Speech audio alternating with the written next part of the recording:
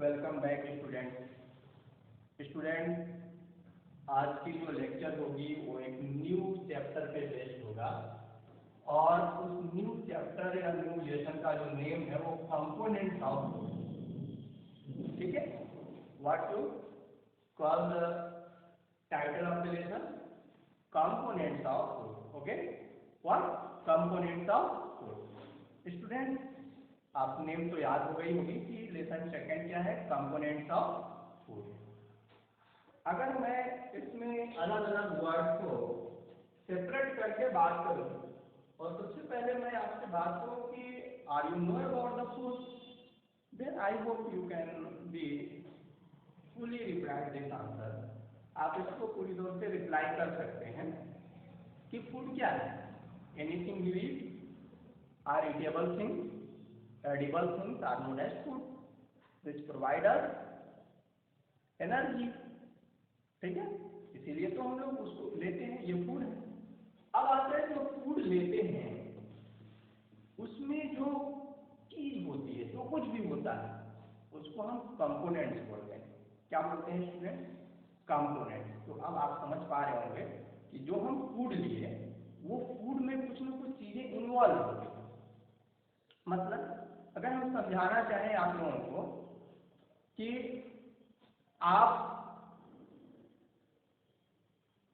एक सब्जी बनाते हैं, ठीक है, वेजिटेबल्स आपने तैयार किया।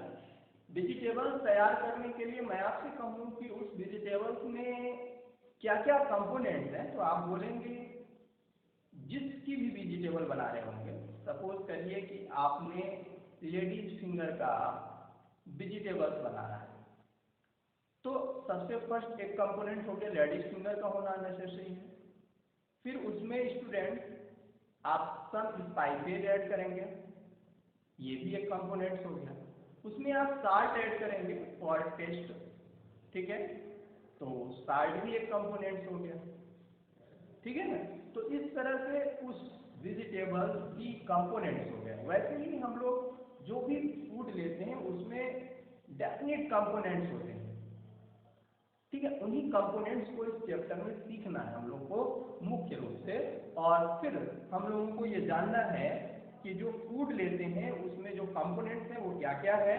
ठीक है, हम लोगों को फूड लेना क्यों नेसेसरी है इस चैप्टर में हम लोगों को यही सीखना है स्टूडेंट। और फिर एक बैलेंस डाइट क्या हो सकता है, और बैलेंस डाइट फूड जो बैलेंस हो, यानी एक फूड में सारा कुछ जो कंपोनेंट्स नेसेसरी है हमारे बॉडी के लिए वो सब उसमें इन्वॉल्व हो, मौजूद हो, ऐसे फूड को लेना क्यों जरूरी है।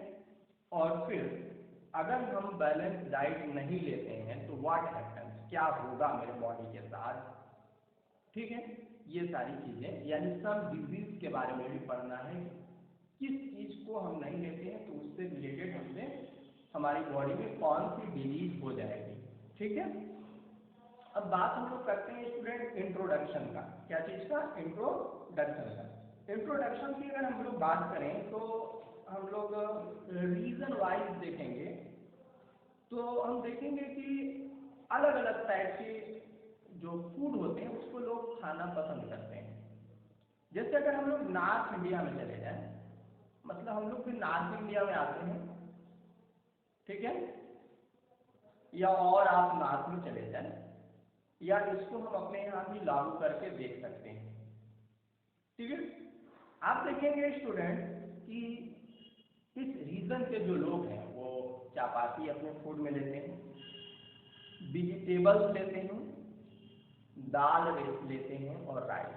इतना उनका मुख्य भोजन होता है जो इस इलाके के रहने वाला हर पर्सन इसको लेता है। ठीक, ऐसे ही अगर हम लोग स्टूडेंट साउथ इंडिया में चले जाएं तो उनकी जो मील होती है, उनकी जो फूड होता है उसमें वो इडली और डोसा, ठीक है, उसके साथ साथ सांभर और वेजिटेबल्स ले लेते हैं। यानी आप साउथ इंडिया में जाएंगे तो ये ज़्यादातर फूड्स आपको खाना को मिलेगा। जैसे अगर हम 19 नंबर पेज पे आप लोगों को दिखाऊँ तो ये देखिए फूड है जो नॉर्थ इंडिया में ठीक है, कंज्यूम किया जाता है, और ये जो है स्टूडेंट वो साउथ इंडिया में कंज्यूम किया जाता है। हम लोग बात करें अगर पंजाब हरियाणा की, तो आपने बहुत कॉमन सुना होगा मक्के की रोटी और सरसों की साग। ठीक है, तो यानी मक्का की रोटी और सरसों का साग वहाँ खूब पसंद करते हैं लोग। यानी वहाँ का जो मुख्य भोजन हो गया, जो वहाँ का स्टेपल फूड हो गया, वो क्या हो गया, मक्के की रोटी और सरसों का साग। तो इस तरह से रीजन वाइज फूड बटे हुए हैं।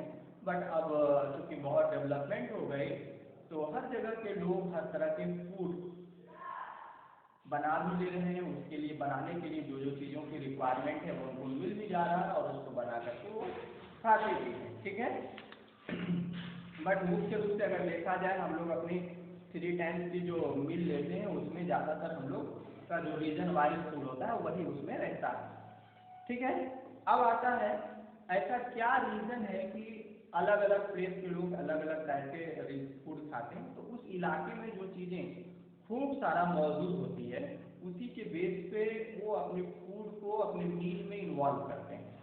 ठीक है, जैसे अगर हम लोग नॉर्थ इंडिया की बात करें, तो नॉर्थ इंडिया में राइस खूब होता है।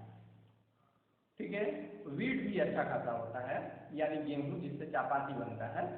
तो ये सब हम बोल सकते हैं कि ये सारी रीजन है कि नॉर्थ इंडिया के लोग अपने फूड में दाल, रोटी, राइस जिसको चावल कहते हैं, और वेजिटेबल्स, कोई न कोई एक तरह की सब्जी भुजिया होती है उनकी, लेते हैं। ठीक है, अब आती है स्टूडेंट कि why do we need food, हम लोगों को भोजन की क्यों जरूरत है। जैसा हम लोगों ने पहले में पढ़ा था कि why do we need food, question mark लगा लिया जाए। अब why do we need food की जब बात करेंगे, तो हम बात करेंगे कि हमारी बॉडी एक बहुत कॉम्प्लेक्स मशीन है ना, कॉम्प्लेक्स मशीन, बहुत जटिल टाइप की क्रियाएं इसमें होती है। और स्टूडेंट इसमें जो है वो थाउजेंड्स ऑफ प्रोसेस, हमारे हजारों तरह की क्रियाएं हमारे बॉडी में होती रहती है। ठीक है, एक दिन में ये सारी काम होती रहती है, हमारे बॉडी करती रहती है। तो इन सभी क्रियाओं को, इन सभी एक्टिविटीज को करने के लिए हम लोगों को रॉ मटेरियल चाहिए। ठीक है, और वो रॉ मटेरियल जब हम लेते हैं तो हमारे बॉडी को उससे क्या मिलता है, एनर्जी मिलता है। और रॉ मटेरियल का मतलब ये नहीं हो गया कि हम तो चावल को पका खाते हैं तो रॉ मटेरियल नहीं है। जितना कुछ भी हम अपने बॉडी के अंदर देते हैं वो हमारे बॉडी के लिए रॉ मटेरियल हो गया। जस्ट लाइक जैसे किसी इंडस्ट्री में, कोई फैक्ट्री में किसी चीज को जब ले जा करके उससे प्रोडक्शन कराने के लिए डाला जाता है, तो जो चीजें वो डाली जाती हैं वो उसका रॉ मटेरियल है। जस्ट लाइक हमारे पास हिंडाल्को, हमारे नजदीक में एक इंडस्ट्री है, तो उस इंडस्ट्री से एल्यूमिनियम का प्रोडक्शन होता है। इसलिए जो बॉक्साइट का पत्थर है, बॉक्साइट जो रॉक है या बॉक्साइट ओर जो है, वो हम कह सकते हैं कि हिंडाल्को इंडस्ट्रीज के लिए रॉ मटेरियल है। जस्ट लाइक वैसे ही हमारे बॉडी के लिए जो कुछ भी हम फूड लेते हैं वो सब रॉ मटेरियल है, और हमारे बॉडी में जब वो डाइजेस्ट होता है तो उससे हमारे बॉडी को क्या मिलता है स्टूडेंट, उससे हमारे बॉडी को मिलता है एनर्जी। ठीक है, अब ये रॉ मटेरियल जो हम लोगों को एनर्जी देते हैं, अगर हम लोग देखें तो उस रॉ मटेरियल में क्या कुछ होता है, तो जो कुछ भी होता है उसको न्यूट्रिएंट्स बोला जाता है। क्या बोला जाता है, रॉ मटेरियल में जो हमारे बॉडी के लिए बेनिफिशियल है उनको हम लोग क्या बोलेंगे, न्यूट्रिएंट्स। ठीक है, क्या बोलेंगे स्टूडेंट, न्यूट्रिएंट्स बोलेंगे। और जो न्यूट्रिएंट्स हैं, है ना, तो ये न्यूट्रिएंट्स हम कह सकते हैं कि हमारे बॉडी को न्यूट्रिशन प्रोवाइड करते हैं। यानी न्यूट्रिशन एक प्रकार का पूरी प्रोसेस हो गई जिसमें हम डाइजेस्ट करके उससे अपनी बॉडी को लेते हैं, अपनी बॉडी को एनर्जी प्रोवाइड करते हैं, तो ये न्यूट्रिशन हो गया। ठीक है, और इसके वजह से हम ग्रो करते हैं, इसके वजह से हम वर्क कर सकते हैं, इसके वजह से हम फाइट कर सकते हैं डिजीज से, इसके वजह से हम अपनी रिपेयर, जो डैमेज बॉडी जैसे कट गया कोई तो फिर से आप देखते होंगे ठीक हो जाता है। ये सारी चीज़ों के लिए हम लोगों को न्यूट्रिशन चाहिए या न्यूट्रिएंट्स चाहिए कह सकते हैं। ठीक है, अब आता है स्टूडेंट्स की अगर हम लोग मुख्य रूप से बात करें तो इतनी इंपॉर्टेंट चीजें हैं जो हमारे फूड के लिए ज़रूरत की चीज़ें हैं, तो उसमें कौन सी ऐसी चीज़ें हैं जो हमारे बॉडी के लिए न्यूट्रिएंट्स का जरा नाम भी कुछ हो सकता है क्या? तो हम बोल सकते हैं there are 5 main nutrients for our body: carbohydrate,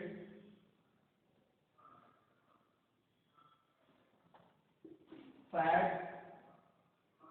vitamin, minerals और प्रोटीन बोलेंगे इसमें। ये 5 मेन थिंग्स है न्यूट्रिएंट्स के रूप में। इसके अलावा हम बोल सकते हैं कि 2 चीज़ें हमारे बॉडी में और होती हैं, एक तो फाइबर और एक वाटर। बट ये हमारे बॉडी के लिए न्यूट्रिएंट्स नहीं कह सकते, क्योंकि ये हमारे बॉडी को कोई एनर्जी देने का काम नहीं करती। हमारी बॉडी में जो डाइजेस्टिव सिस्टम है उसको अच्छे से कराने में वो एक एडिशनल मैटर है। तो अगर वाटर हमारे बॉडी में सफिशिएंट है तो डाइजेशन वर्क अच्छा से होगा। अगर हमारे बॉडी में फाइबर है तो हम अब कह सकते हैं कि हमारी बॉडी में जो रेगुलर बॉवल सिस्टम है, यानी हमारी डाइजेशन अच्छा से होगा और हमारी स्टमक बहुत साफ फील होगा, हमारी बॉडी में डाइजेस्टिव सिस्टम अच्छे से काम करेगा। ठीक है, अब हम लोगों को करना क्या है कि एक एक करके इन न्यूट्रिएंट्स को डिटेल में पढ़ना है। तो एक एक करके जैसे ही बात करा तो सबसे पहले स्टूडेंट हम लोग किसको पढ़ेंगे? कार्बोहाइड्रेट्स को पढ़ेंगे। ठीक है, अब कार्बोहाइड्रेट्स को पढ़ेंगे तो सबसे पहला काम होगा कि कार्बोहाइड्रेट जो होता है ये हमारे बॉडी को क्या देता है।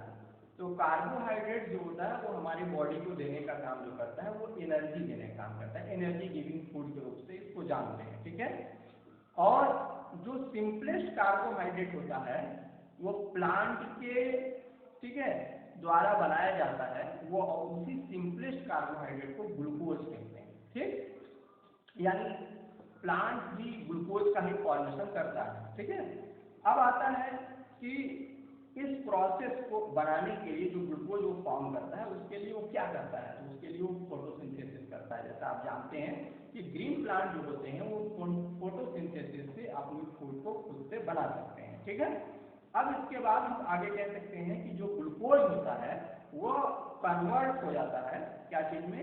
Complex carbohydrate. ग्लूकोज जो होता है वो किसमें कन्वर्ट हो जाता है? Complex carbohydrate. ठीक है, जो कुछ भी आप लोगों को टेस्ट में अगर स्वीट लगता है तो आप समझ लीजिए कि वो सिंपल कार्बोहाइड्रेट है और उस कार्बोहाइड्रेट को आप शुगर बोलेंगे। ठीक है, इसके बाद जो कुछ भी शुगर हम लोग लेते हैं उसका हम केमिकल नेम जान सकते हैं और उसको सुक्रोज कहते हैं, पीछे चैप्टर में आप लोगों ने पढ़ा था। उसी तरह से कुछ हमारे पास और भी कार्बोहाइड्रेट के पार्ट हैं, एक तो सुक्रोज हो गया, एक माल्टोज है और ये लैक्टोज है। ये सब जो नेम है स्टूडेंट ये केमिकल नेम है, यानी इसका कोई एक केमिकल फार्मूला होता है जिसमें एलिमेंट आप देख सकते हैं। जो एलिमेंट्स आपने कार्बन, नाइट्रोजन ऐसे नाम कभी सुना हो, ऑक्सीजन, ये सब एलिमेंट्स है, तो आप देखेंगे इन्हीं सबसे मिल करके वो बने होते हैं, इसीलिए केमिकल थिंग्स है। अगर आप लोगों को इसकी केमिकल प्रॉपर्टीज या कह सकते हैं कि केमिकल फार्मूला क्या है, ये सब चीज़ें आप लोगों को पढ़ना हो तो इसके लिए आप लोगों को हायर क्लास का इंतजार करना होगा। अभी अगर आपको ये सारी बातें बताई भी जाए तो आपको अच्छे से समझ में नहीं आएगी, इसलिए आपको जो नेम आ रहा है कि आपने देखा कि कार्बोहाइड्रेट में हम किनको किनको बोल सकते हैं, ग्लूकोज हो सकता है, माल्टोज हो सकता है, आपने लिखा लैक्टोज हो सकता है, और माल्टोज और लैक्टोज जैसे सभी में सेम टाइप के ग्लूकोज कार्बोहाइड्रेट्स नहीं मौजूद होते हैं। जैसे अगर हमारे पास मिल्क है तो मिल्क में जो कार्बोहाइड्रेट हमारे पास होगा वो होगा माल्टोज और क्या चीज? लैक्टोज। ठीक है ना, तो ये जो होते हैं माल्टोज और लैक्टोज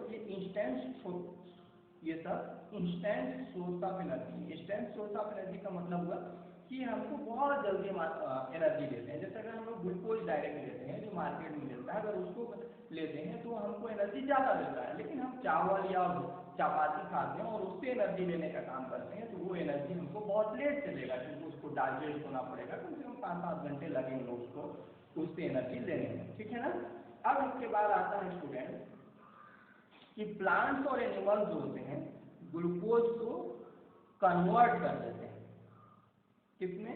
कॉम्प्लेक्स कार्बोहाइड्रेट में, उस कॉम्प्लेक्स कार्बोहाइड्रेट को कन्वर्ट कर लेते हैं, ठीक है। और इसके बाद स्टार्च और सेलुलोज जो होते हैं ये कॉम्प्लेक्स कार्बोहाइड्रेट है। क्या सीखा कि एनिमल्स और प्लांट जो है वो सिंपल कार्बोहाइड्रेट को कॉम्प्लेक्स कार्बोहाइड्रेट में कन्वर्ट कर लेते हैं, और स्टार्च और जो ग्लूकोज सेल्यूलोज है वो क्या है, एक कॉम्प्लेक्स कार्बोहाइड्रेट के एग्जाम्पल देंगे आप, ठीक है। इसके बाद स्टूडेंट जो कॉम्प्लेक्स कार्बोहाइड्रेट है उसमें से हम लोग स्टार्च को तो डाइजेस्ट कर लेते हैं, बट हम लोग सेल्यूलोज को डाइजेस्ट नहीं कर सकते। हमारी जो डाइजेस्टिव सिस्टम है वो सेल्यूलोज को डाइजेस्ट करने के कैपेबल नहीं है, ठीक है। इसको डाइजेस्ट एनिमल कर पाते हैं, ठीक है ना। इसलिए हम लोग एनर्जी को कहाँ से लेंगे, सिर्फ स्टार्च से लेंगे, ठीक है। और आपने देख लिया कि एनिमल उसको डाइजेस्ट कर लेते हैं सेल्यूलोज को, इसलिए वो सेल्यूलोज दिखाते हैं। हाँ, सेल्यूलोज का मदद हम लोग लेते हैं फाइबर के रूप में, और फाइबर जैसा हमने बताया कि हमारी जो रेगुलर बाउल सिस्टम है उसको अच्छा बनाता है, इसके लिए सेल्यूलोज भी हमारे बॉडी में ज़रूरत है। बट सेल्यूलोज हम लोग कहाँ से लेते हैं, जैसे हम लोग सलाद खाते हैं, रेडिश मूली का सलाद खाते हैं, खूब सारा उसमें सेल्यूलोज, बाउल सिस्टम अच्छा है, मतलब हम लोग की जो डाइजेस्टिव सिस्टम होगा वो बहुत अच्छा रहेगा, ठीक है। हमारे पेट बहुत अच्छे से साफ होंगे। इसके बाद स्टूडेंट हम लोग और आगे चलेंगे, ठीक है। तो हम लोग देखेंगे कि जो कॉम्प्लेक्स कार्बोहाइड्रेट है एनिमल्स में, वो एनिमल्स में जो पाए जाते हैं कॉम्प्लेक्स कार्बोहाइड्रेट उसको ग्लाइकोजन कहते हैं, ठीक है। क्या कहते हैं, ग्लाइकोजन, ठीक है। अब इसके बाद आता है कि सोर्सेज आप जब इतना आप जान गए कार्बोहाइड्रेट, तो सवाल ये आता है कि सोर्स क्या है,